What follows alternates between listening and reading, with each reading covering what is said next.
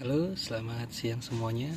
Perkenalkan, saya Ferdian, mahasiswa Magister Akuntansi Universitas Trisakti. Kali ini saya akan coba membahas mengenai penilaian ekuitas.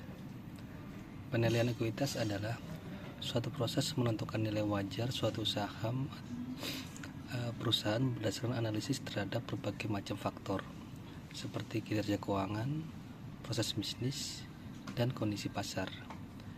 Tujuan utama sendiri dari penilaian ekuitas adalah untuk membantu investor dalam membuat keputusan berinvestasi, baik untuk membeli ataupun menjual saham tersebut.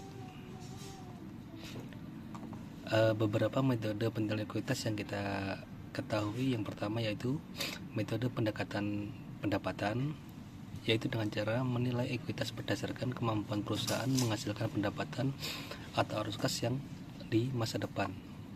Kemudian yaitu kedua, pendekatan pasar, membandingkan perusahaan dengan perusahaan sejenis yang sudah terdaftar di pasar.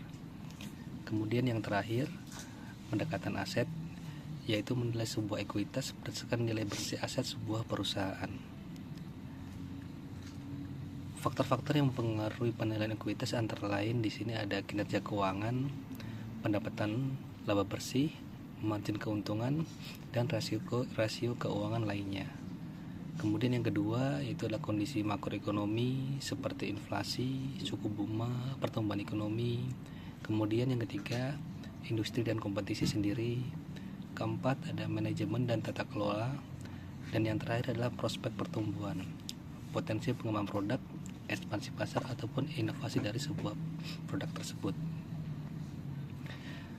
Tujuan penilaian ekuitas sendiri yang pertama yaitu untuk keputusan investasi oleh investor, yang kedua adalah untuk mengetahui transaksi korporasi sebuah perusahaan, kemudian yang ketiga untuk pelaporan keuangan, dan yang terakhir adalah untuk pemantauan kinerja.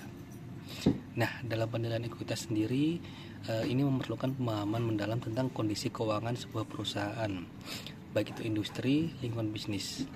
Oleh karena itu, pendekatan yang kita gunakan seringkali disesuaikan dengan tujuan analisis dan ketersediaan datanya. Sekian dari saya, terima kasih.